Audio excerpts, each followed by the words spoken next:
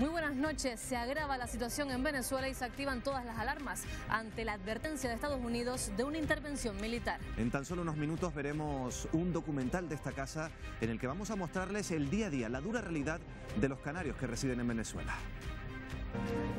Es que el dinero no vale, no vale. ¿Qué importa que ahora viene la pensión, van a subir la pensión a 7 millones? ¿Qué es eso? Con los medicamentos como con los alimentos estoy haciendo trueque diariamente. Y tras este documental nos iremos en directo hasta Colombia para entrevistar a uno de los hombres fuertes de la oposición venezolana y uno de los diputados más cercanos al presidente Guaidó. También esta noche entrevistamos a Narváez Quintero, consejero regional, para preguntarle, entre otras cosas, por las repercusiones de un Brexit duro. También analizaremos con él la actualidad política de las islas. Todo esto en tan solo unos minutos. No se vayan.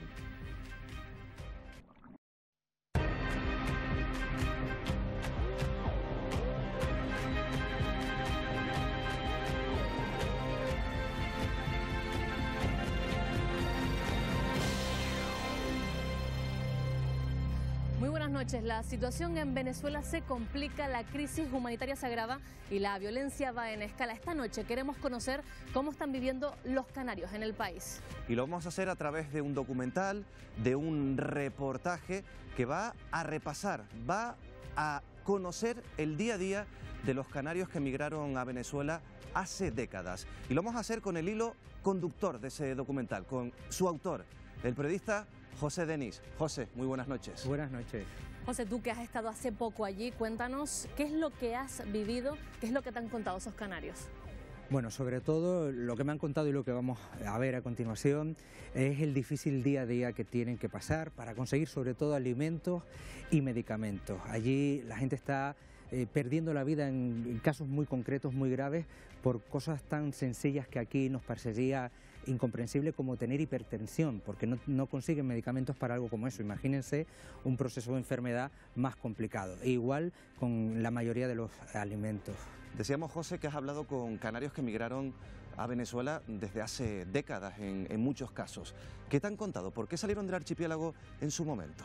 Bueno, pues la mayoría como se fueron en los años de la posguerra, cuando en Canarias precisamente vivía de las remesas de Venezuela, muchos de ellos decidieron irse allí. Son personas que tienen ya 60, 70, 80 años, que han pasado más años en Venezuela que en Canarias, pero que los años que realmente marcó su vida fueron los años de Canarias. Se siguen sintiendo canarios y piensan, tienen su cuerpo en Venezuela, pero la cabeza la siguen teniendo aquí y sin embargo están viviendo la situación de aquel país. Se fueron por la situación económica y lo que te dicen y lo que vamos a escuchar a continuación es que jamás imaginaron tener que pasar una vejez como la que están viviendo ahora. José, este reportaje fue grabado antes de que estallara esta crisis. ¿Cuál es tu valoración de lo que está pasando ahora mismo? Bueno, cuando en julio grabamos este documental, yo les preguntaba a la inmensa mayoría por dónde creían que pasaba la solución, porque ya la situación era complicada en aquel momento y todo el mundo decía que no creían que fuera a haber una solución pacífica. Hace 2 semanas que he vuelto a estar allí. En aquel momento, un verano, yo les preguntaba si apostaban por una intervención internacional militar y la mayoría de la gente me decía que no. Ahora, hace 2 semanas, la mayoría de la gente me dice que sí, que la apoyarían, que la entenderían, que la prefieren a lo que están viviendo. La mayoría de la gente con la que yo he podido hablar y contactar es lo que a mí me han contado. Conseguir medicinas y conseguir alimentos es sumamente complicado. Tú lo has podido constatar en un reportaje donde has conseguido muchísimos testimonios que vamos a ver a continuación. Esto es solo un adelanto. Es muy difícil no solo durante el día pues cubrir todas las necesidades de ella y con este servicio pues nos vemos muy apoyados pues para atenderla bien a ella. Nos preocupa mucho que la alimentación de ella no se cubra con todos los requerimientos porque la situación país ahorita obliga a que no se pueden adquirir, por ejemplo, las proteínas necesarias para mantenerla bien alimentada, bien nutrida, las frutas. La alimentación está muy costosa y entonces, bueno, a veces tenemos que recurrir a alimentación no tan apropiada para ella. Con los medicamentos pasa igual. ¿Cómo imaginarte que un país de gente buena, de gente humilde, de gente de un país rico como este, pudiéramos llegar a esta mendicidad? mendicidad, hambre. Ahí me ha tocado pasar hambre. No es justo. No es justo para los niños y no es justo para los ancianos. Acabamos de ver algunos de los testimonios duros que vamos a poder ver en ese documental. José, me gustaría preguntarte, tú cuando escuchas estos testimonios, esa experiencia vital que te cuentan cara a cara, me imagino que anímicamente se tiene que pasar mal. Hombre, esto fue un baño de realidad en toda regla. Pero yo me quedo con lo positivo. Primero, que el pueblo venezolano y los canarios allí se han contagiado de eso, le sacan el humor hasta la situación más dramática y aun lo que están viviendo hoy siempre le sacan el lado positivo. Y luego que la comunidad canaria es ejemplar en Venezuela. Tienen unos hilos, una red tan fuerte creada de asociaciones, de hogares canarios, más la ayuda que de aquí manda el pueblo canario, que hace que toda esta gente lo esté pasando mucho menos mal que el resto de venezolanos. El resto de comunidades internacionales, portugueses, italianos, gallegos, miran con envidia a los canarios porque reciben más ayuda que lo que reciben estas comunidades. Precisamente por eso te queríamos preguntar, José, muchos de los canarios sobreviven gracias a la ayuda que le mandan los familiares de aquí, de Canarias, la gran mayoría, por lo que cuentas. Sí, sobre todo a través de las remesas. Prácticamente todo el mundo tiene ya un familiar fuera de Venezuela. Si les manda una transferencia mensual de 20 euros, con eso vive una familia de 4 personas durante un mes. Eso era en el momento en que se grabó este documental. En verano. Efectivamente. La semana pasada ya la situación con la hiperinflación se ha disparado tanto que esa cantidad ha subido ya a 100, 150 euros. Ya no es tan fácil que alguien que está trabajando fuera como inmigrante les mande 100, 150 euros y se ha vuelto el sistema de mandar pequeños paquetes a través de empresas de mensajería, que es la ayuda que de manera discreta está pudiendo llegar a algunas zonas. Bueno, pues José, te agradecemos que estés esta noche presentando el documental. Muchas gracias y que sigas haciendo trabajos como el que vamos a ver a continuación. La verdad que es un trabajo fenomenal, José, el que has traído aquí al foco. Y ahora, Miguel Ángel, le dejamos con el documental. Pues sí, en los próximos minutos, Televisión Canaria emite ese documental, ese reportaje, el día a día de los canarios que emigraron hace décadas a Venezuela. Canarios en Venezuela, a las duras y a las maduras. Después del documental, analizamos también en debate en tertulia la actualidad, la última hora de Venezuela. Les esperamos después. Impactante el reportaje que acabamos de ver, que nos ha mostrado las vidas de todos aquellos... Impactante el reportaje que acabamos de ver, que nos ha mostrado las vidas de todos aquellos canarios que tuvieron que inmigrar a Venezuela. Nosotros nos vamos a hacer una pequeña pausa, pero enseguida volveremos porque queremos analizar la situación actual que está viviendo el país. Efectivamente, en unos minutos volvemos para conocer la última hora de Venezuela, esa actualidad que ahora mismo está sucediendo en el país, y vamos a conectar en directo con un diputado de la Asamblea Nacional de Venezuela que es muy cercano a Juan Guaidó. Todo eso en unos minutos, no se vayan.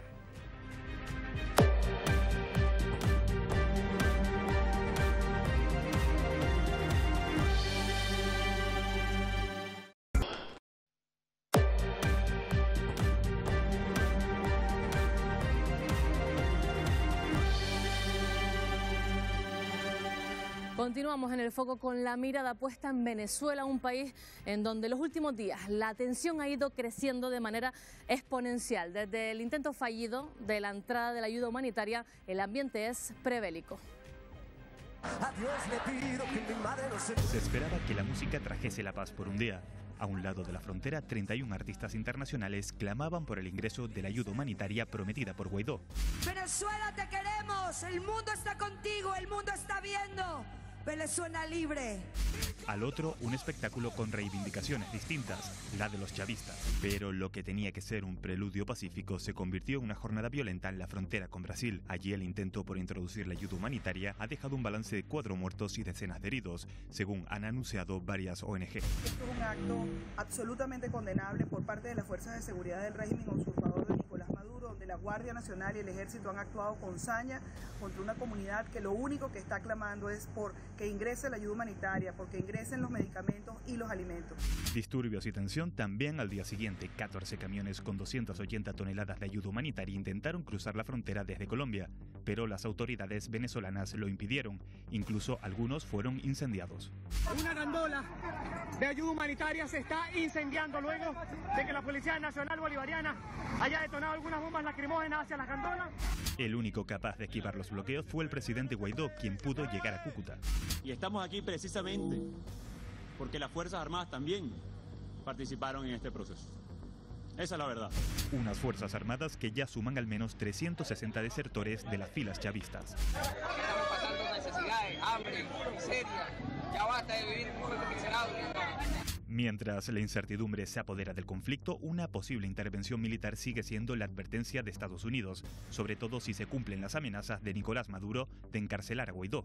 Él puede salir y entrar y tendrá que ver la cara de la justicia, porque la justicia le tenía prohibido la salida del país. Aunque el presidente interino no rehúye el pulso. En los próximos días, desde la Asamblea Nacional legítima y electa por el pueblo, comunicaremos contundentes medidas que se tomarán al respecto. Así que nos vemos en Caracas muy pronto. Una declaración de intenciones que incrementa aún más la escalada de tensión en Venezuela. ¡Por nuestra libertad en nuestro país! Y arrancamos ya con este debate y tenemos una pregunta, 20 segundos para contestar. ¿Qué salida tiene Venezuela? Paco Pomares. Pues chicos, si tuviera una respuesta tendría la respuesta que todo el mundo se está planteando. Venezuela está, como has dicho antes, en una situación prebélica y lo que habría que intentar por todos los medios es evitar que se produjera una guerra civil en Venezuela. Ese debería ser el objetivo y también intentar que se pueda producir y llevar a cabo una transición pacífica. ¿Cómo? No tengo una respuesta, Marina. Marta Cantero, periodista, ¿cuál es la salida de Venezuela? Buenas noches, pues yo pienso, bueno, un poco como Paco, la salida que todos quisiéramos es que la presión internacional sirviera de verdad para que se abriera un diálogo y pudieran irse a unas elecciones donde realmente sean los venezolanos los que decidan, sin injerencias de fuera, qué decisiones toman y cómo resuelven ese conflicto. Jorge Bettencourt, periodista también, salida para Venezuela. Cualquiera que no pase por una intervención militar de ningún país en la soberanía venezolana. Tiene que ser lo que acaba de decir Marta, una decisión del pueblo. El pueblo fue seducido por un régimen que prometió un sueño y se ha convertido en una pesadilla. Y ahora es el pueblo venezolano el que tiene que volver a decidir y a elegir en unas elecciones libres y democráticas y con garantías, claro. Carmelo Suárez, de la plataforma Canarias con una Venezuela bolivariana, ¿cuál es la salida para Venezuela? Bueno, yo prácticamente contra toda la demagogia publicitaria que nos han colocado en la entradilla, ¿no? El manejo de la información de los grandes medios de manipulación internacional y lógicamente que sea el pueblo de Venezuela sin la intervención de los monopolios, del imperialismo, de los militares americanos y del montaje de payasos mediáticos en relación al tema de la ayuda humanitaria. Andy Camejo, opositor, activista. Bueno, no sabía que la realidad de Venezuela era un monopolio publicitario. En realidad lo que está a la vista no necesita anteojos. Venezuela va a salir de esta situación. Para eso tiene los mecanismos constitucionales en el artículo 187 y si es necesario, francamente, si es necesario una misión militar para Venezuela, probablemente vaya a ser así. Tiempo, Tatiana Delgado, ella es también activista internacionalista. ¿Cuál es la salida para Venezuela? Yo creo que la salida para Venezuela es que se respete la voluntad del pueblo venezolano, que se deje de intervenir económica y mediáticamente en contra de la voluntad de ese pueblo que se ha expresado en distintas elecciones.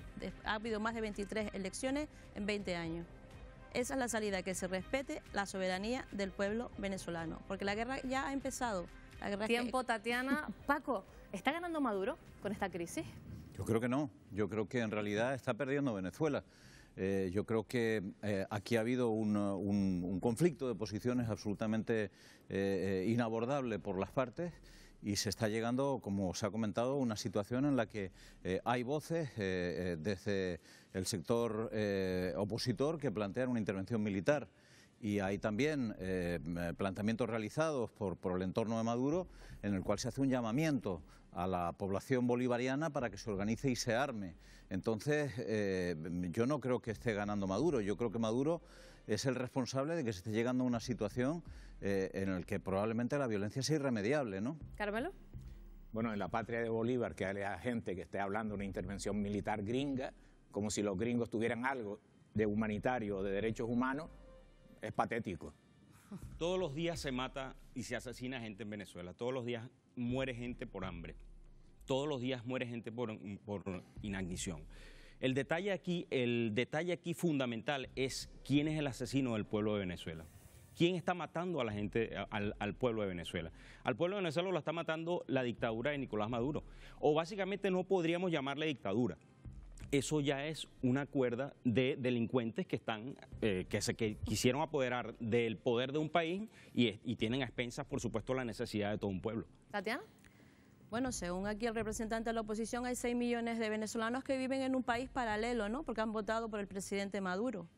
Y el 87% de los venezolanos están en contra de la intervención extranjera. Lo que pasa es que a la oposición no le queda otra opción que acabar todo su plan de intervención, que ha sido mediático, ha sido económico, ha sido de sabotaje y ha sido de violencia en la calle. Como están perdiendo, lo único que les queda es que venga el señor Trump a salvarlo de su propia incapacidad política. ¿Marta? Yo creo que las ideologías no pueden, en pleno siglo XXI, cegarnos para ver las realidades que hay, tanto por un lado como por otro. O sea, que el régimen de Maduro ha evolucionado de tal manera que no está dando respuesta a las necesidades de los venezolanos es una evidencia. Y que una intervención militar, lo único que extranjera y de Estado, avalada por Estados Unidos, lo único que haría es colocar al país en una posición en la que vete tú a saber lo que queda detrás y lo que hay detrás, y eso se va a convertir en otro Irak o en qué, ¿no? Jorge. Yo de verdad me cuesta, es decir, me parece una falta de respeto a la verdad y a la gente que está sufriendo calificar la transmisión de lo que está ocurriendo en Venezuela como un montaje publicitario. Hay que estar muy ciego para no darse cuenta de que este país, de que Venezuela está en una situación de bancarrota, económicamente deprimido, hundido. Desde que cayó el precio del petróleo, Venezuela, solo y exclusivamente debido al petróleo, ha entrado en una situación económica brutal que produce sufrimiento. No hablo ya de las consecuencias políticas, políticos opositores encarcelados, amenazas a la oposición, gente inhabilitada, violencia en las calles. No hablo de eso, hablo sencillamente de un país que, te digo una cosa, acabe como acabe esto, Venezuela tardará 20 o 30 años en recuperarse de esta situación, ¿no? Se lo veníamos contando desde el principio. Queremos añadir más voces a este debate y precisamente hoy, esta noche, aquí en El Foco, nos vamos a ir en directo hasta Colombia. Miguel Ángel, ¿con quién?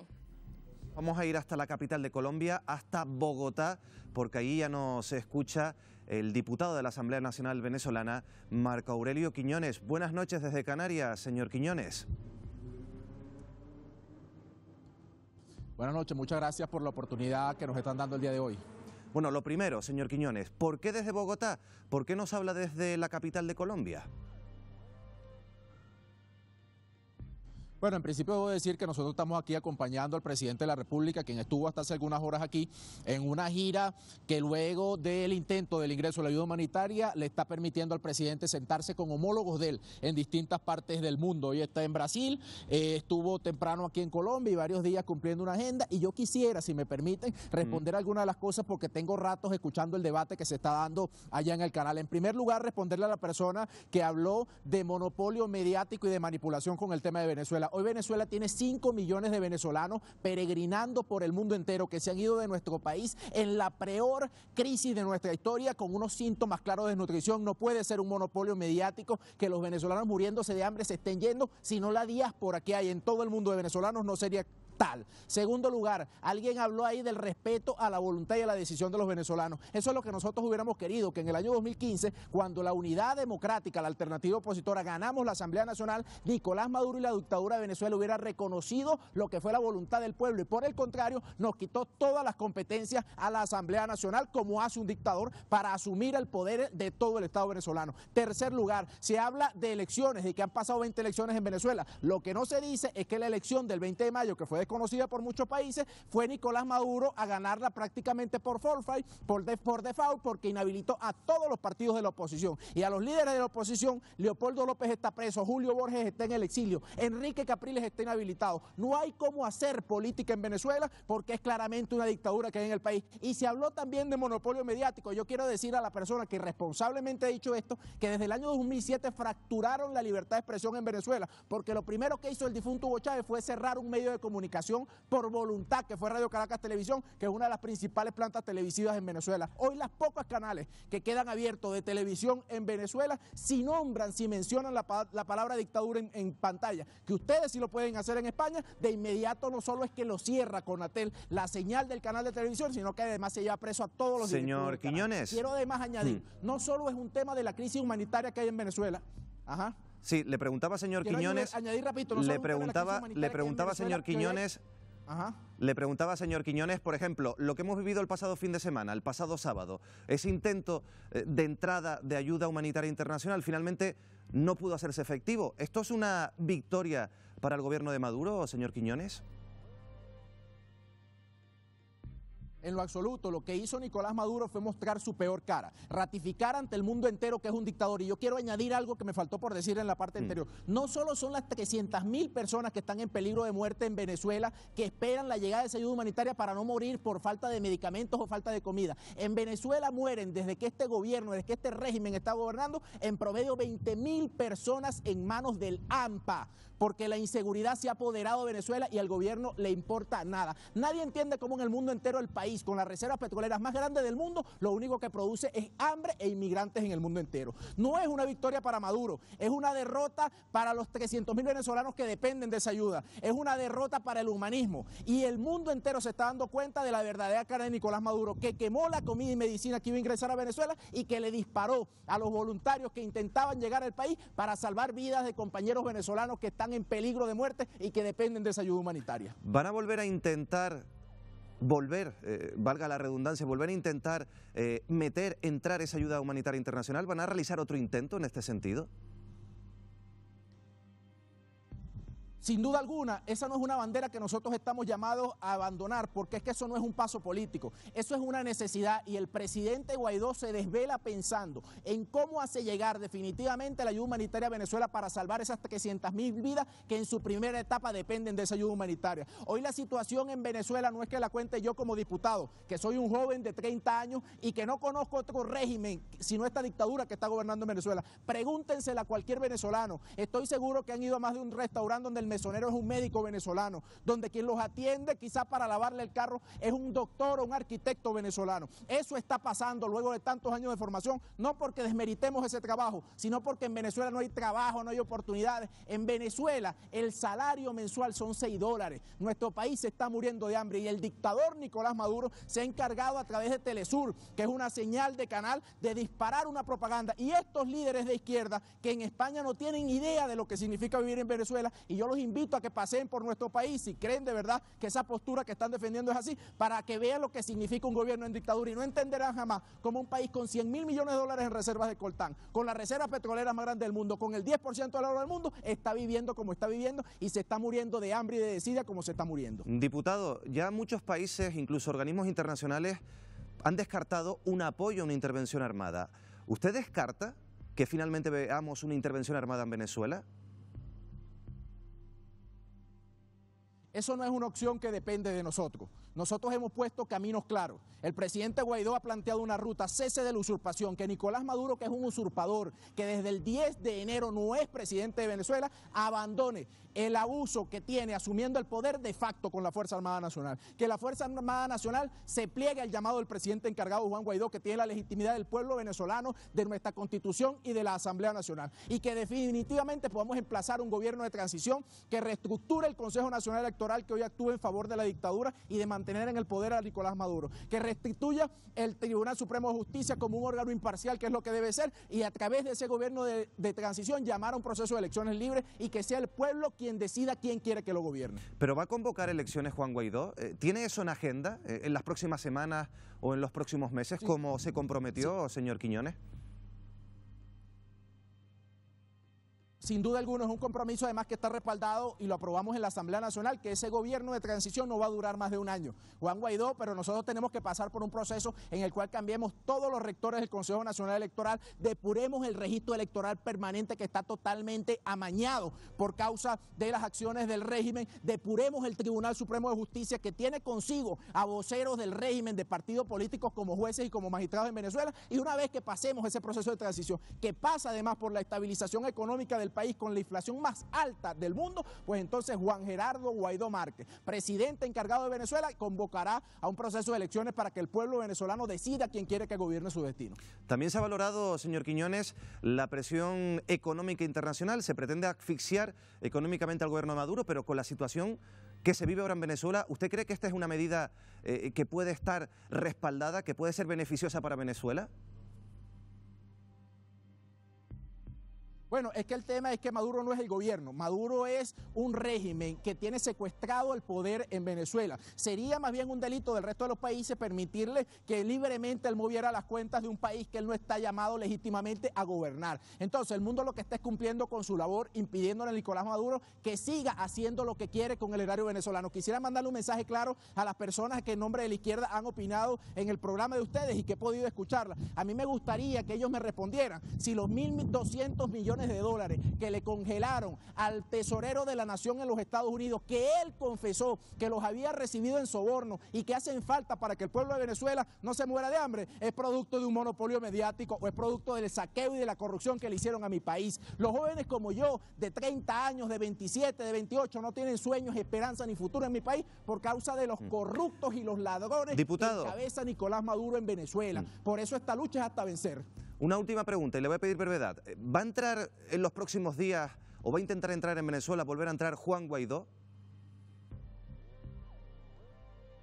Es un compromiso, me has pedido brevedad y te respondo con brevedad. Es un compromiso, tienen la palabra de nuestro presidente encargado y de toda la comisión de diputados de estar en las próximas horas en Venezuela.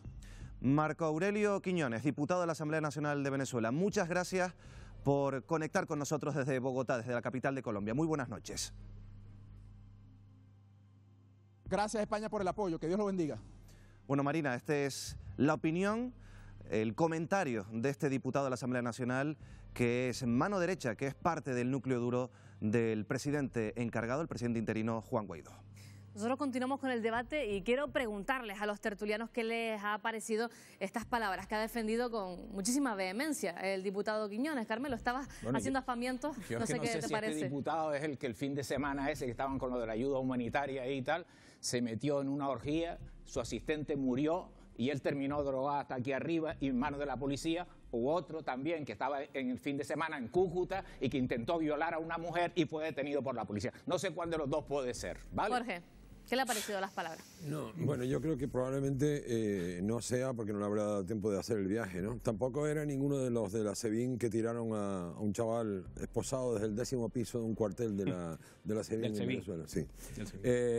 Quiero decir que yo es que creo que es mal negocio mezclar las cosas serias con esa frivolidad. Soportar un mitin de este tipo aquí. Claro, bueno, di que es un mitin. ¿A qué venimos? ¿A ver la televisión o venimos a debatir? Di que es un mitin, pero estamos hablando de un asunto serio y eso es una argucia, esa es una argucia dialéctica que está muy bien, pero que no aporta nada, sinceramente. Este hombre ha hablado con la pasión de un tipo joven que cree y que tiene la razón, ¿no? Pero yo me baso yo creo que a mí los mensajes de Twitter no me salen muy bien, me gusta hablar los temas en profundidad. Yo creo que no se puede negar, de verdad, no se puede negar. Le pasó al eurocomunismo europeo cuando cayó la Unión Soviética. No se puede negar cuando hay un fracaso. A mí me gustaría oír a alguien decir, mira, pero ya salió el fantasma del comunismo. Lo siento. Ya empezamos a hacer anticomunismo tan pronto. Perdón, ya empezó el debate.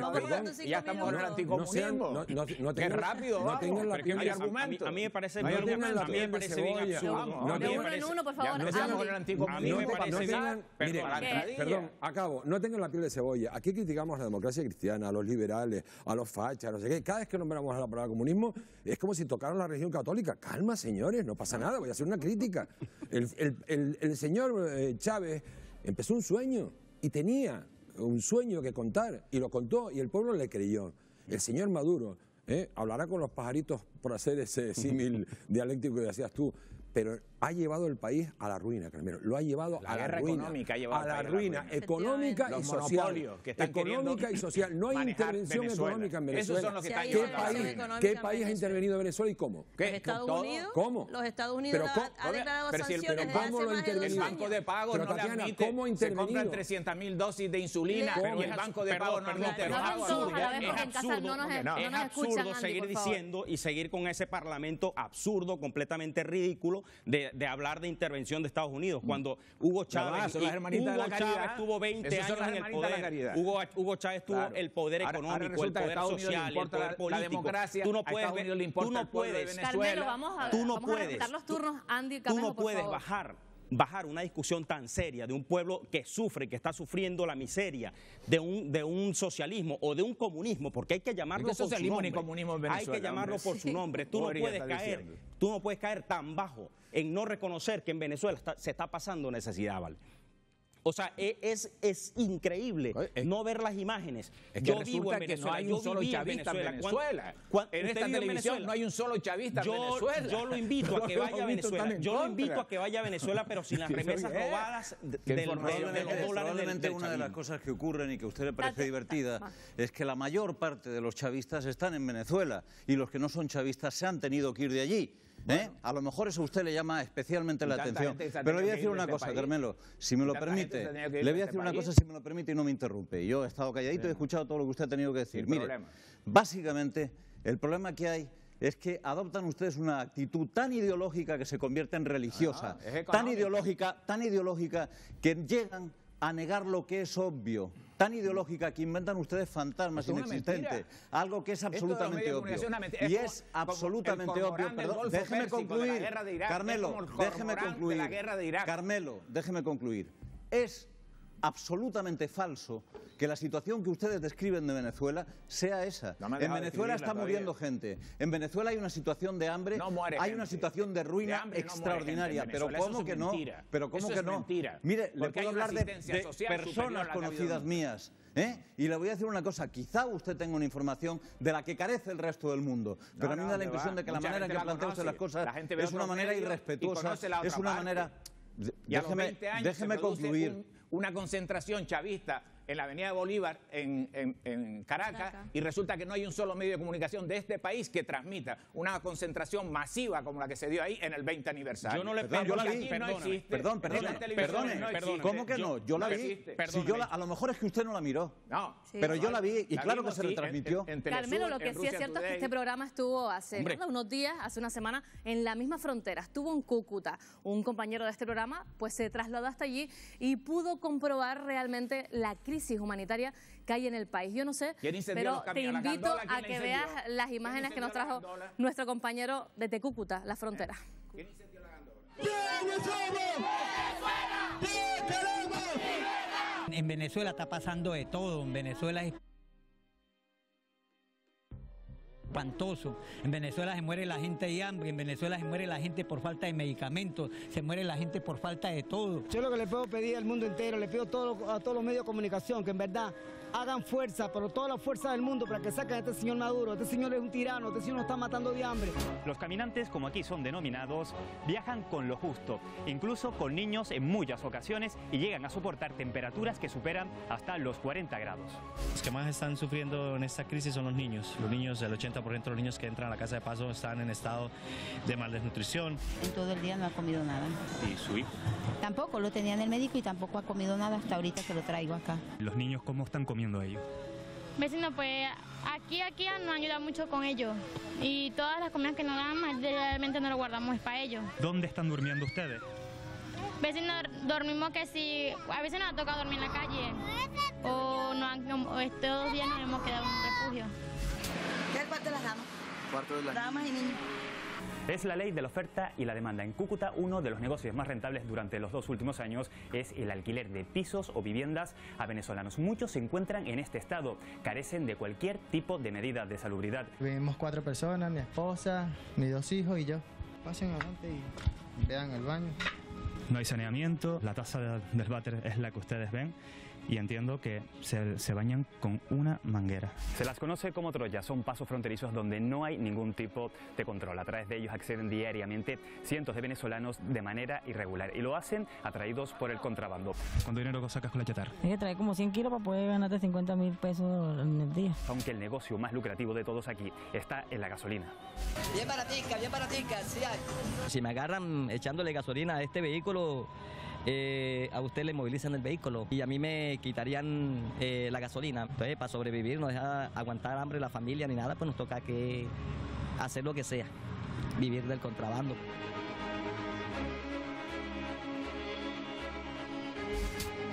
estás ganando la vida? Vendiendo pastillas.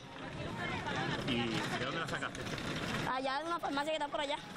Aquí soy trabajadora social, o sea, la prostitución. En su país eran enfermeras o abogadas, pero hoy tienen que vender sus cuerpos para ayudar a sus familias. Es el drama que viven cientos de venezolanas en Cúcuta. Yo tengo ya 4 años aquí en Colombia. En Venezuela me dedicaba a dar clases, era maestra de educación preescolar. Yo quería seguir mi carrera, pero yo nunca pensé que yo me iba a dedicar a esto.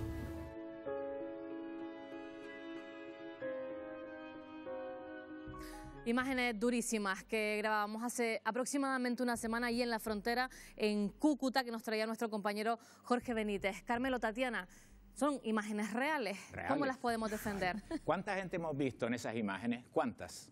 ¿200 personas hemos visto? ¿No había más? ¿No hemos visto más? ¿Hemos visto 20.000 personas? No las hemos visto. Es un documental. Eso se va usted aquí a Pedro Hidalgo, Carmelo, se va usted a cualquier otro radio. ¿Nos estás acusando de manipular? ¿Por qué? Totalmente, porque es falso. Está dando una imagen absolutamente mentirosa de la realidad venezolana, que forma parte de la operación internacional para legitimar el golpe de Estado y la invasión militar. Aunque no lo puede permitir, yo le digo, la manipulación es total y absoluta. Manipulando, porque ese reportaje lo hizo un compañero nuestro. Claro, es que no. Y se fue hasta Cúcuta. Quieren hacer creer que esa es la verdad, pues no es la verdad. Estamos contando la realidad. Eso sí que no lo puedo permitir, Carmelo. ¿Por qué no hay un solo chavista en todo lo que ustedes han pasado? ¿Por qué no hay un solo chavista? Yo creo que hay dos, ¿no? Hay dos. Pero de todas maneras, ustedes dos son chavistas, ¿o no son chavistas? En la información, porque está hecho en Colombia. Y en Colombia los que están son los que huyen de Venezuela. Hay 5 millones de venezolanos que de repente se han convertido en agentes del imperialismo. De repente hay 5 millones de ciudadanos. Mire, es muy sencillo. No ha ocurrido solamente. Hay 5 millones de colombianos en Venezuela. Y Elliot Abrams fue el que metió las armas en Nicaragua para reventar al gobierno sandinista. Elliot Abrams, el que han nombrado para ayudar a Venezuela. Se refiere al gobierno sandinista que está matando estudiantes. Hablar de uno en uno, por favor. Se refiere al gobierno sandinista que está matando estudiantes. El siguiente. Abrams. Carmelo, el modelo que ustedes defienden es un modelo que ha fracasado en Cuba, es un modelo que ha fracasado en Nicaragua y es un modelo que está fracasando. Es el comodín de la casa. Tatiana, por favor. Sí, el anticomunismo. Y dale, mire, yo lamento que sea usted el secretario general del Partido Comunista de los Pueblos de España, pero yo no salgo aquí a defender las cosas en las que milito o las cosas en las que creo. Estamos hablando de Venezuela. Estamos hablando de Venezuela. Este defiende. Este régimen es el que usted defiende. Y el ataque... 5 millones de venezolanos han salido. 5 millones de venezolanos. La guerra contra Venezuela la desarrolla el señor Maduro. 5 millones de venezolanos. La guerra contra el pueblo de Venezuela. No, Carmelo, no se entiende. Paco, por favor, Andy. 5 millones de venezolanos han salido por la frontera. Permítame, 5 millones de venezolanos han salido no a pasear por el mundo. Probablemente lo que la izquierda decrépita en realidad odia de esos 5 millones de venezolanos es que andamos por el mundo pregonando lo que pasa en Venezuela. Y eso, por supuesto, es falsa, es mala publicidad para la izquierda decrépita que hay en Latinoamérica y que se quiere instaurar también aquí en Europa. Tatiana, yo creo que los reportajes sí han sido parciales, porque sí es verdad, en el de Cúcuta salían venezolanos que salían del país.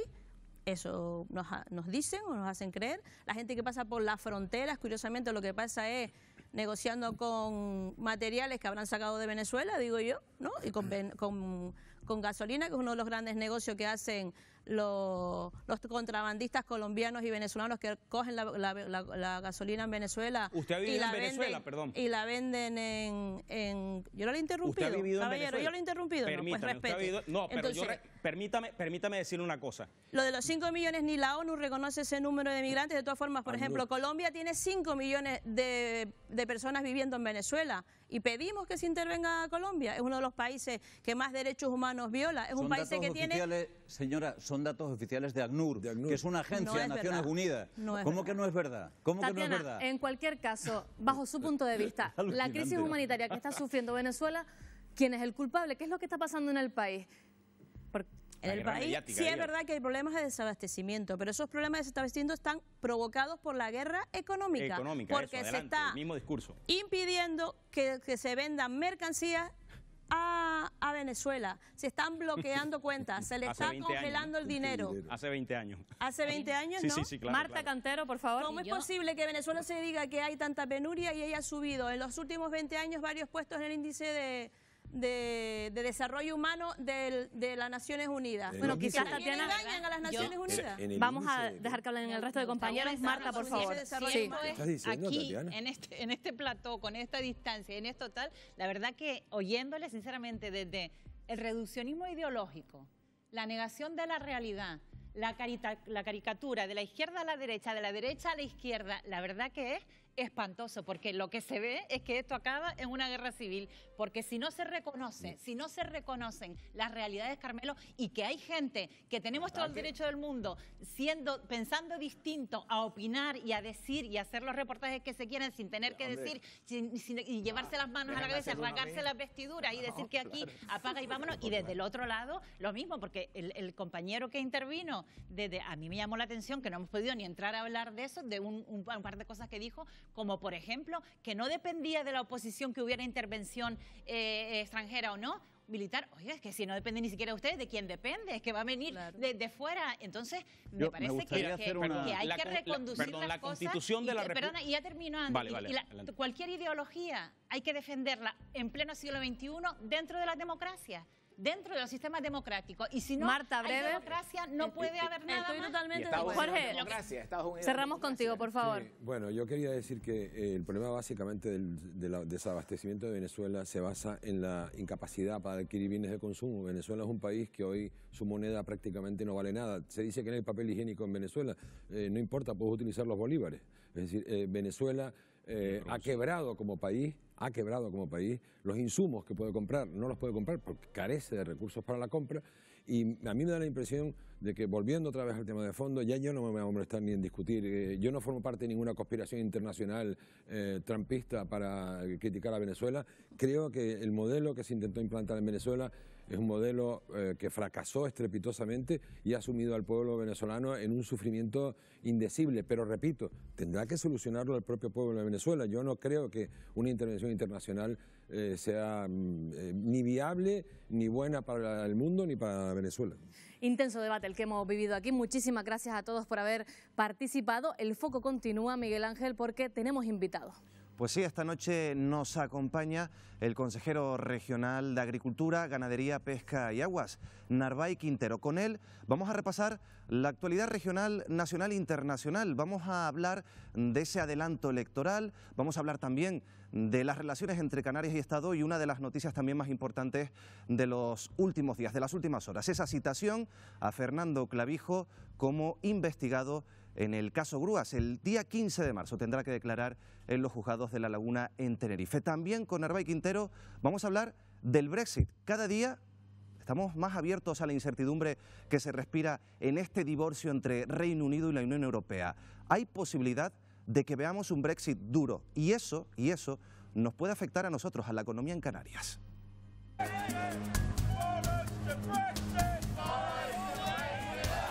Controles fronterizos, descenso del turismo y pérdidas de ingresos en exportaciones es lo que podría pasar en Canarias si finalmente se materializa un Brexit duro. Y aunque los laboristas británicos piden un segundo referéndum, los más conservadores optan por no negociar. Esto tendría consecuencias desastrosas para las islas. Según las previsiones, el tráfico aéreo se vería restringido y el turismo británico, primer mercado emisor hacia el archipiélago, se vería afectado. De hecho, Canarias ya se ve afectada por el Brexit, incluso antes de que entre en vigor. Nuestras empresas registraron en 2018 mínimos históricos en sus exportaciones a Reino Unido. La fecha límite para alcanzar un acuerdo es el 29 de marzo, aunque la primera ministra británica, Theresa May, ya ha abierto la posibilidad de pedir una prórroga, opción que recomienda también la Unión Europea. So the United Kingdom will only leave without a deal on the 29th of March if there is explicit consent in the House for that outcome. Mientras Reino Unido decide, el reloj sigue marcando las horas para que se materialice el Brexit y los países se preparan para su impacto. Pues yo creo que se están preparando todos los países y también todas las regiones, porque yo lo decía al inicio, hay mucha incertidumbre de lo que puede pasar con este divorcio entre la Unión Europea y Reino Unido. Narváez Quintero, consejero de Agricultura, Ganadería, Pesca y Aguas. Muy buenas noches. Muy buenas noches. Bueno, hace muy poco se reunía con el secretario de Estado para la Unión Europea o por lo menos sobre la mesa, con un tema, con el Brexit. ¿Cómo afrontar las diferentes opciones que ahora mismo están sobre la mesa a través o a raíz de este divorcio? ¿Qué le trasladó, señor Quintero? Bueno, en principio nos trasladó tranquilidad en el sentido de que yo creo que tenemos que esperar a ver lo que pasa. Es verdad que cada vez se va acercando el día 29, un mes, ¿no? Estamos justo a un mes de que el Reino Unido salga de la Unión Europea y es verdad que hay mucha incertidumbre. Ahora nadie sabe lo que puede pasar, pero el Gobierno de Canarias de 2016 creó una comisión, la Comisión del Brexit, para ir analizando continuamente los posibles acuerdos o no acuerdos y los posibles contratiempos y las posibles desventajas, peligros y situaciones graves que se podrían dar en Canarias con la salida del Reino Unido.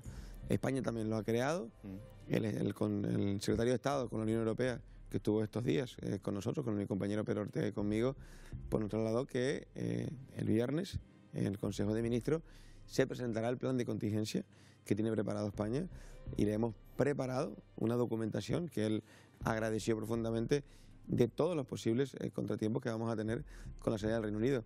Si hay una salida brusca y hay una salida con el Brexit duro, como se dice. El Brexit es duro, pero es verdad que también estamos viendo Theresa May por un lado, Corbyn por otro, que ahora la teoría de hacer un nuevo Brexit, a ver qué pasaría. Theresa May que está intentando darle la vuelta a esos votos que tuvo en contra, esos diputados de esas regiones, darle la vuelta prometiéndole inversiones en esas regiones para que acepten el acuerdo, y una Europa que ya no está de acuerdo a ceder más. Señor Quintero, hemos hablado de turismo. Hay bastante miedo, incertidumbre en el sector turístico del archipiélago, pero también el sector primario está mirando, no sé si con los dos ojos, sí, pero con un ojo a lo que pase, porque hay muchas exportaciones del sector primario en Canarias que dependen mucho del mercado británico. ¿Esto lo está viendo usted? O sea, ¿hay algún mecanismo para intentar corregir esa posibilidad de Brexit duro y que estas exportaciones no lleguen a Reino Unido? Sí, como tú dices, llevamos trabajando tiempo en esto y en el acuerdo, en el supuesto acuerdo, si hubiera acuerdo, está preparado la solución para la agricultura. Pepino y tomate, sí, que es lo fundamental. El 50% de la exportación de tomate se va a Reino Unido, efectivamente. ¿Qué pasa? Que automáticamente, si hubiera un Brexit duro, al día siguiente no tendrían ayuda de la exportación, con lo cual estos dos sectores no serían viables. Es así de duro, no serían viables en Canarias. Nosotros con el acuerdo teníamos preparado, con el 349 del Tratado de la Unión, le hemos planteado a la Unión Europea y parece que por ahí hay un cierto, digamos, esperanza de que nos puedan conceder ayudas a terceros países, en este caso al Reino Unido, por la historia que tienen Canarias en la exportación al Reino Unido. Pero también le hemos exigido al Gobierno de España, y así lo ha garantizado el Secretario de Estado y también el Ministro de Agricultura, Luis Planas, que en el plan de contingencia que tiene España va a tener unas partidas específicas para el tomate y el pepino y para otra agricultura canaria, como es la tropical, pero principalmente tomate y pepino, para que seguir garantizando las ayudas a la exportación al Reino Unido. Pero se lo voy a preguntar claramente, si de repente nos encontramos con un Brexit duro en los próximos meses, ¿hay riesgo de que producto canario se quede pudriéndose en puertos? Hay riesgo porque después está el control fitosanitario y sanitario en los puertos, son productos perecederos y como dices tú, esos controles podríamos no solo porque no pueden entrar si no hay un acuerdo, sino segundo, si tenemos que someternos a los controles como país tercero, no soportaríamos esa temporalidad, con lo cual sí hay un riesgo muy duro. Es concierto del Gobierno de España y concierto de Europa, por eso le hemos advertido, ya le dimos desde el 2016.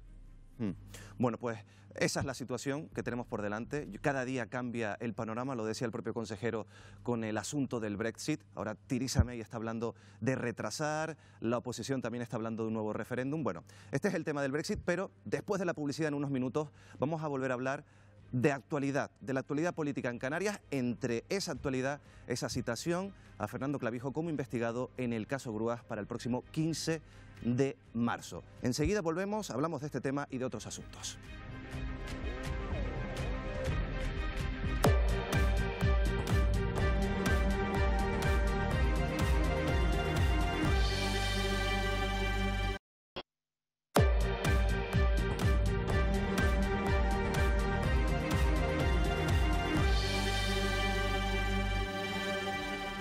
Regresamos al foco, estamos hablando con el consejero regional de Agricultura, Ganadería, Pesca y Aguas.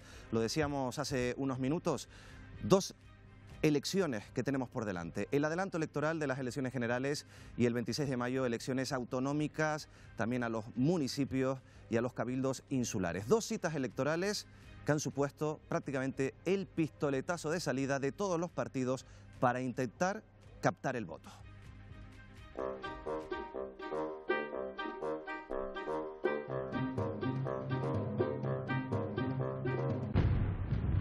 He propuesto la disolución de las cámaras y la convocatoria de elecciones generales para el día 28 de abril. Un anuncio que provocó esto. Y también que los partidos pusieran la máquina en marcha. Comienza la carrera. Nos preparamos ya en Nueva Canarias para esa confrontación electoral del 28 de abril. Todos con un objetivo común, ganar. Y por tanto nos vamos a preparar para esas elecciones, para ganar esas elecciones en España. Y os deseo lo mejor para salir ya a ganar. Unas elecciones a las que salimos a ganar. Y todo vale para ganar, hasta galopar. Y también subir el tono. Que Coalición Canaria no se va a callar. No se va a callar. No vamos a mirar para otro lado. Aunque los números a veces fallen. Tenemos una oportunidad el próximo 28 de abril de que las urnas decidan que se acabaron ya 48 años de Partido Popular y Partido Socialista. Se acabaron ya 48 años. Son 36 los años que han pasado del primer gobierno socialista. Unos se lo toman con calma y otros piden deseos. Nosotros la fecha de las elecciones nos da igual, las campañas se nos dan muy bien y nunca le hemos tenido miedo a las urnas y a las elecciones. Y a mí me gustaría que los partidos políticos pensaran en este tiempo también en la gente. No hay tiempo que perder, hay muchos votos que captar y 2 convocatorias electorales por delante.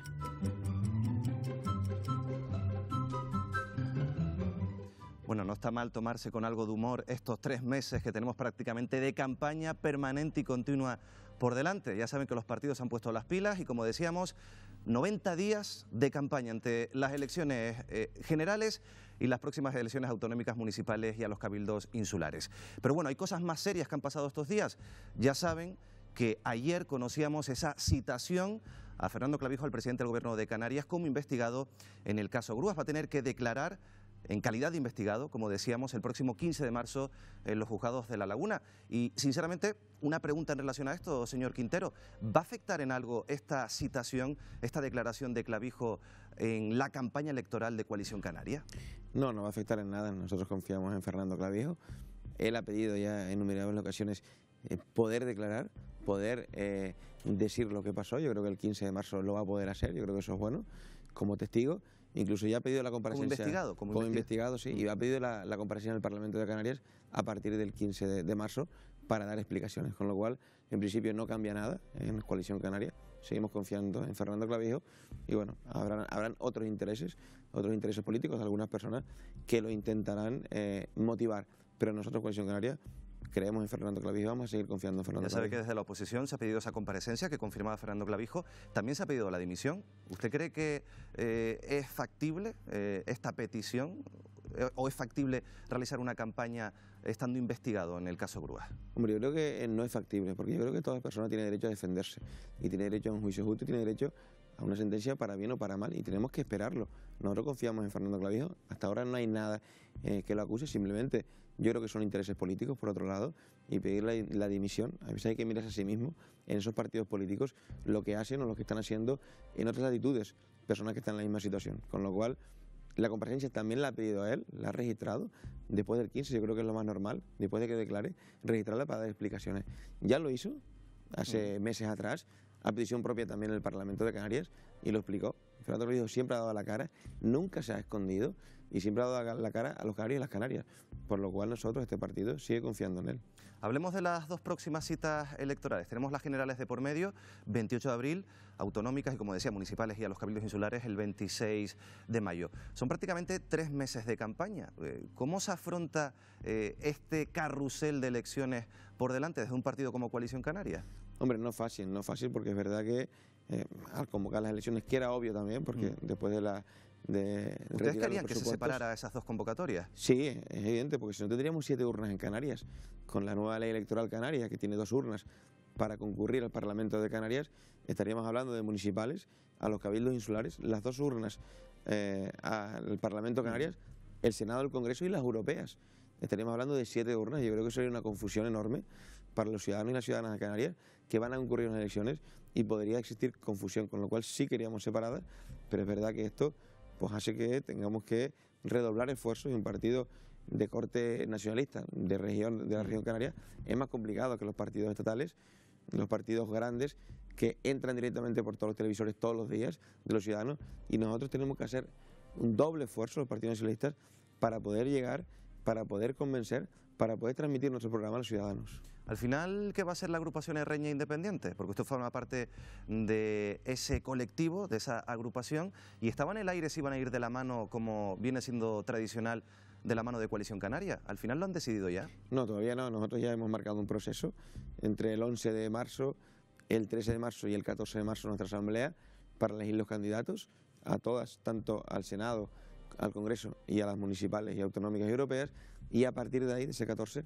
decidiremos si vamos o no en ¿Pero coalición por qué se lo o coalición canaria. Señor Quintero? Cada 4 años sí, el proceso electoral lo solemos cuestionarlo porque somos asamblearios y tenemos un acuerdo de legislatura con Coalición Canaria, y cada 4 años lo renovamos o no, o simplemente vamos por separado, pero en ningún caso vamos a romper relaciones con Coalición Canaria ni con ningún partido nacionalista, porque somos nacionalistas, creemos en que Canarias se forma de la isla, pero sí es verdad que la asamblea es la que decide. Y hay años que hemos ido separados, hace 8 años fuimos separados de Coalición Canaria, y es verdad que en las últimas 2 procesos electorales hemos ido conjuntos, pero al final lo decidirá la asamblea. Por cierto, al margen de si van juntos o separados, lo cierto es que el 27 de mayo, un día después de las elecciones, nos podemos encontrar en la Cámara Regional con hasta 8 partidos. ¿Esto va a facilitar los acuerdos o va a ser básicamente un bloqueo? ¿Vamos a ver un bloqueo parlamentario? Hombre, yo espero que no exista bloqueo. Es verdad que va a ser más complicado formar gobierno. Unos dicen que con 2 partidos casi ninguna formación podría llegar, que se van a necesitar 3 grupos políticos para formar gobierno, pero yo plantearía una cosa a todos, ¿no? Incluido nosotros, a todos, que tenemos que tener la capacidad de escuchar, porque a veces solo tenemos la capacidad de hablar, pero no la capacidad de escuchar, y los ciudadanos nos están pidiendo que escuchemos y que lleguemos a acuerdos. El arte de la política es llegar a acuerdos, llegar al mejor acuerdo para los ciudadanos, para los que nos han puesto ahí para gobernar y dirimir el futuro. Pero Coalición Canaria ha gobernado los últimos 2 años prácticamente en minoría, con 18 diputados y con el apoyo de la agrupación socialista Gomera prácticamente en casi todas las medidas importantes. ¿Usted cree que con un Parlamento más dividido Coalición Canaria va a encontrar un bloque que apoye su programa de gobierno o su posible programa de gobierno? Yo creo que Coalición Canaria ha sido el único partido o el partido que más ha dialogado en el Parlamento en esta legislatura. De hecho, con 18 diputados, como se dice, hemos aprobado los 4 presupuestos. Estamos viendo que el Gobierno de España, el Partido Socialista, no ha aprobado ni sus primeros presupuestos. Le han dejado en la cuneta aquellos mismos que le votaron la moción de censura. En cambio, Coalición Canaria ha aprobado 2 presupuestos con el PSOE y 2 presupuestos con el Partido Popular y la Asociación Socialista Gomera. Con lo cual lo que queremos decir es que yo creo que sí que Coalición Canaria ha dialogado y ha puesto los intereses de los canarios anteponiéndolos a los intereses incluso del partido en muchas ocasiones. Y lo va a seguir haciendo, sin duda. Esperemos que todos lo hagan. También hay partidos de la Cámara que lo han hecho con respeto. Yo no digo que no, lo han hecho con respeto todos los partidos. Pero sí que Coalición Canaria ha conseguido aprobar los presupuestos y aprobar la mayoría de normativas que han pasado por el Parlamento. Una última pregunta en relación a este asunto, porque venimos de unas elecciones autonómicas en Andalucía que han quizás castigado al partido que llevaba gobernando 30 años en Andalucía, en este caso el Partido Socialista. ¿En Coalición Canaria temen que tras más de 20 años el gobierno de Canarias sean castigados en las urnas? Yo creo que es normal que los partidos que llevan muchos años, le pasó al PNV, que también le pasó al Partido Socialista de Andalucía, que de alguna manera pues bajen en intención de votos, sea más complicado conseguir votos. Pero es verdad que Coalición Canaria y la agrupación Independiente y el PNC se han renovado completamente, el gobierno es completamente nuevo, se han modernizado y yo creo que se han actualizado, con lo cual yo entiendo que volveremos a tener el respaldo de la ciudadanía el próximo 26 de mayo. Bueno, hablaba de esas relaciones con el resto de los partidos, también hay otras relaciones un poco más tensas, relaciones entre Canarias, el gobierno de Canarias en este caso, y el gobierno de Pedro Sánchez, y relaciones que nos han dejado opiniones y cruces de declaraciones como estas. 345 millones de euros de carretera, los 40 millones de euros de obras hidráulicas, los 42 millones de euros de infraestructuras educativas, los 8, que son por 2, 16 millones de euros de la ayuda a la desalación, que están en el REF. Punto y final. Le pedimos desde el PSOE al presidente del Gobierno de Canarias de ese ataque injusto al Gobierno de España. Punto y final desde ya. Porque a Canarias le sienta bien un gobierno socialista en Madrid. Canarias avanza cuando hay un gobierno socialista en Madrid. Bueno, señor Quintero, las reclamaciones que hemos visto en las últimas semanas del Gobierno de Canarias, ¿son reclamaciones de cara a este proceso electoral que nos viene por delante o son reclamaciones que se sustentan en datos?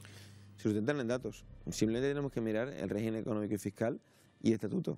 En noviembre todos nos vanagloриábamos y nos felicitábamos por aprobar esas dos leyes importantísimas para Canarias que después de más de 25 años nos ponen en un estatuto de autonomía de segunda generación y actualizado, y nos ponían en igualdad de condiciones de financiación que el resto de las comunidades autónomas, porque lográbamos sacar el REF de la financiación autonómica, que es como el 349 del Tratado de la Unión Europea, por nuestras singularidades y por nuestras diferencias, y después las demás inversiones igual que el resto de las comunidades autónomas.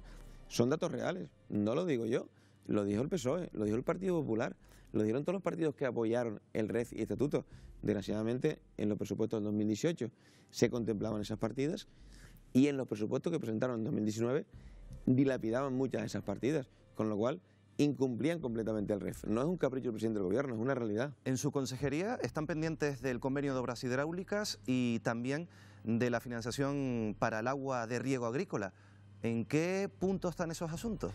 Hay 4 temas. También, los principales son estos dos. El convenio de hidráulicas, sí, desalación, los seguros agrarios y el POSEI adicional, que faltan 8 millones para llegar a los 23 que nos ha permitido Europa. Ahora mismo, el convenio de obras hidráulicas, que es el montante más grande, 310 millones en los próximos 4 años, que está dentro del protocolo que firmamos en diciembre, no sabemos absolutamente nada, estamos esperando a que nos den fecha, y los 8 millones de agua de riego, que son 16, 8 del 2018 y 8 del 2019, yo tuve una llamada de la ministra. Y ¿Se comprometió la ministra? Se comprometió que en las próximas 2 semanas estaría el dinero. Las 2 semanas se cumplen la próxima semana. Pero es que lo que extraña es que el día anterior dijo en el Senado que habían decaído y que nos iban a pagar. Lo que extraña es que en el presupuesto del 2019 eliminaron la partida, la dejaron hacer. Con lo cual era claro que políticamente no era una prioridad y que políticamente no lo pusieron en los presupuestos generales del Estado. No pueden decir que en el trámite se pondría, no, había que ponerlo en el inicio. Una última cuestión también para cerrar la entrevista, porque también estos días, esta semana, en el último pleno de la legislatura en el Congreso de los Diputados en Madrid, hemos visto cómo se ha calentado esa polémica con la aprobación en el último Consejo de Ministros del régimen especial balear. Su partido ha sido muy crítico con el apoyo del Gobierno a este régimen balear, mientras, según ustedes, el REF sigue cojeando. Sí, yo creo que Baleares se merece cualquier tipo de régimen específico y yo personalmente estoy de acuerdo en que se le dé a Baleares, sin ningún tipo de dudas. Lo que se critica es que, de alguna manera, en el Consejo de Ministros, para aprobarlo como Real Decreto Ley en el último pleno, porque se disuelven las Cortes el próximo martes, que no se haya aprobado también de la misma prioridad aquellos aspectos incumplidos en el régimen económico y fiscal por el Partido Socialista. Eso es lo que se critica. No se critica que Baleares tenga un régimen, el REF, el régimen económico balear, que lo tiene de hace muchos años, 2014 se fue apoyado por Coalición Canaria. Sí. No se critica esa parte. Lo que se critica es que en el último Consejo de Ministros, en el último Real Decreto Ley, para convalidarlo en las Cortes, en estos días pasados, en el día de ayer, pues que nos hagan lo mismo con las partidas que no se han ingresado y que son ley y son obligación del Estado, como el REF. Esa es la parte que se critica. Sí.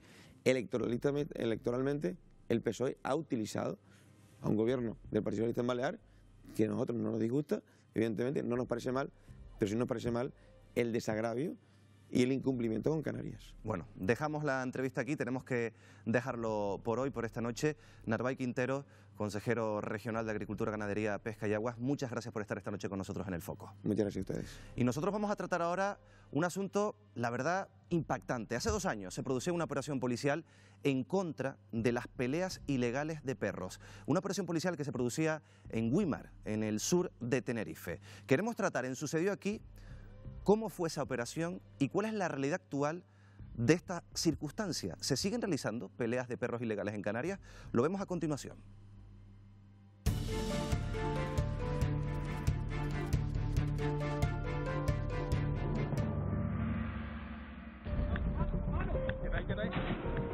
La noche noche del 18 al 19 de febrero de 2017 se produce la mayor operación policial contra el maltrato animal y las peleas de perros. Un auténtico grupo de criminalidad organizada que se distribuían a nivel nacional, a nivel regional y luego a nivel provincial o local. El sistema era que había peleas ilegales de perros en distintas provincias, en Murcia, Alicante, Madrid y en Tenerife, y un grupo en Las Palmas también, y ellos lo que sí tenían luego entraban en el circuito internacional en países como Arabia Saudí, Tailandia, México, República Dominicana. Fue por tanto un hito en la lucha de las instituciones y las fuerzas de seguridad contra este tipo de prácticas, que además ha incrementado las penas desde junio del año pasado y acarrean condenas de 6 a 5 años de prisión y hasta 30.000 euros de multa a quienes críen, entrenen o acudan a este tipo de actos. Una organización criminal que movía grandes cantidades de dinero. Por un lado, detectamos plantaciones de marihuana, eran para la propia organización, para ellos conseguir recursos económicos, y otros eran narcotraficantes que como hobby o como actividad tenían luego participar en las peleas ilegales de perros. Por otro lado, el derivado de las apuestas ilegales, así como del precio que adquirían algunos de estos perros dentro de ese circuito de pelea. Las cifras oscilaban. Hemos detectado entre 3.000, pero sabemos también que a nivel internacional pueden llegar a 25.000 o 40.000 euros simplemente por participar. Es como el canon que pagas por poder participar. Hasta 230 perros se incautaron en toda España. La gran cantidad decomisada de estos animales provocó que algunos quedaran bajo custodia de sus propios dueños. Pero en Canarias tuvieron más suerte gracias a la colaboración desinteresada de algunas personas y asociaciones. En la incautación de la pelea de perros de Weimar nos hicimos cargo de unos 70 perros. ¿Cuántos siguen más o menos aproximadamente a cargo de usted? Unos 50 y pico. 15 perros han desaparecido de una instalación, que es el propietario de esa instalación se los dio a los antiguos propietarios. Por supuesto que es una cosa muy grave porque primero están inhabilitados para tener animales y por otro lado son pruebas judiciales.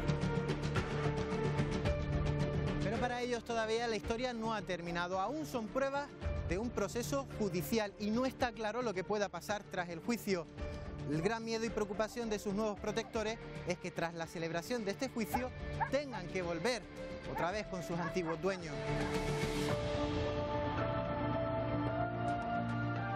Bueno, acabamos de ver ese vídeo de la operación en Weimar. Félix Ríos, muy buenas noches. Buenas noches, Miguel Ángel. Un vídeo en el que hemos visto que no se trata exclusivamente de una banda criminal solo del archipiélago, porque nos encontramos a espectadores, a criadores, incluso a personas que van a ver estas peleas que vienen de fuera de Canarias y de otros lugares también más alejados de nuestra frontera.